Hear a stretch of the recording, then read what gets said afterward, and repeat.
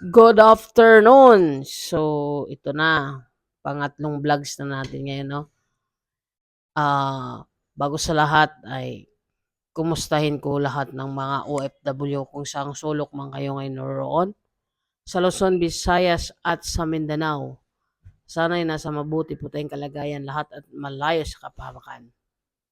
Kaya ang pagba-vlog ko ngayon ay pangatlong araw mula nga bumalik ako, 'no?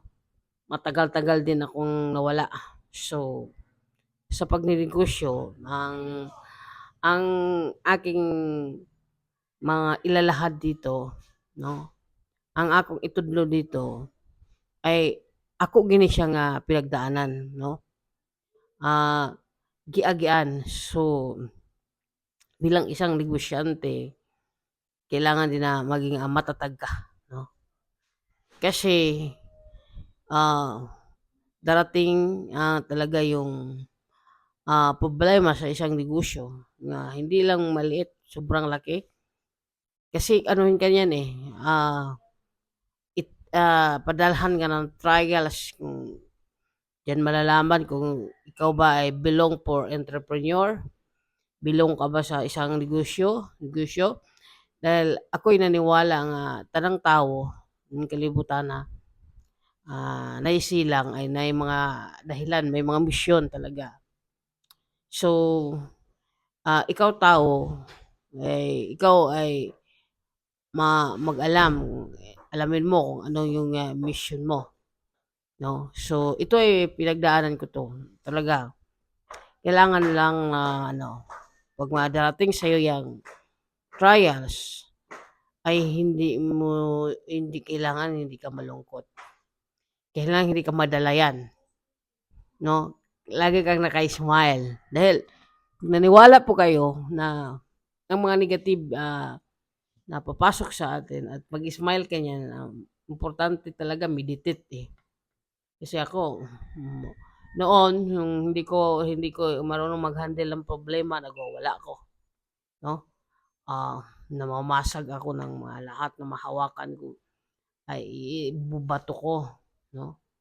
Pero nung nagbasa ako ng libro, natuto akong mag-meditate, ah, ah, doon ko po, natutunan na kung paano humina, paano mo i-control yung problema mo. At, 'pag once na may problema ka ay turn to positive 'yan, 'no? Lalo na 'pag, PD, 15:30 o sahuran ng mga empleyado. So, yun po yung, ano ng mga labad sa ulo ng mga may-ari ng negosyo, 'no? Pero, bilang isang entrepreneur, kasi ang entrepreneur ay solving problem 'yan. Hindi ka puwedeng maging entrepreneur kung di ka marunong magsolusyon sa mga problema. Kahit ano kahirap itong problema nga darating sa'yo, 'no, problemang, papasok sa'yo, kailangan mo lang na meditate ka, i-control yung mindset mo, 'no, na think to positive. Example, ang problemang darating sa'yo ay isang oportunidad 'yan, opportunity. Marunong ka bang 'di ba may negative darating sa'yo, gawin mo itong positive, maging masaya ka, "Wow, thank you sa problema dahil ito po ay isang opportunity." Bakit nasabi kong isang opportunity? Dahil mga negosyante ay niluto 'yan. Kasi may darating pang, future sa'yo, darating pa na malaking, business naman sa'yo, malaking, kapirahan naman sa'yo, marunong ka na mag-handle, 'di ba? Dahil sa una kasi hindi ka marunong kahit pag ilang milyon pa yung pera mo, ilang bilyon pa yung pera mo, kung hindi ka marunong magdala maubos 'yan. Kaya kailangan ito'y padahan-dahan na tinuturuan ka talaga, 'yan. So, ang masasabi ko lang kung may pinagdaanan kayo ngayong problema ngayon sa mga negosyante, dahil akala niyo ay walang solusyon na, ay hindi po 'yan totoo. You make smile, ayan. Ako talaga 'pag may problema ako, mamomroblema ang problema sa akin, alam mo bakit? kinain ko, tinulog ko, eh. 'Pag may problemang sobra-sobra, tinulog ko, naghilik pa. Kasi alam ko na i-handle ang mga problema. Alam ko magsolusyon ng mga problema. 'Pag pagod na yung isip mo, matulog ka lang. Parang katawan kung pagod, 'di ba? Kung gutom ang katawan mo, ikain mo lang, 'no? Ah, kung pagod na ang katawan mo, ipahinga mo lang. Kung isip mo pagod, eh, itulog mo lang. Maraming paraan, 'no, 'yan. So, you make smile lang palagi, yun talaga sikreto. Kaya mga negosyante tingnan mo, kahit kabigat ng problema nila pero hindi po sila tumanda.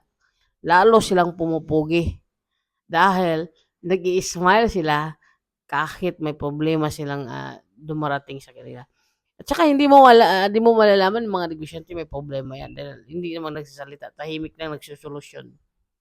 Hindi yan tulad ng iba diyan na na ano, na pupunta sa mga saan-saan para paawain, 'no, para unawain, ganyan. Pero ang isang mga negosyante, nagsolusyon 'yan sa isip, salita, sa gawa.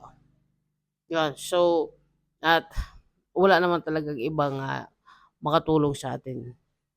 Sa taas talaga, 'yan, kapit lang sa taas.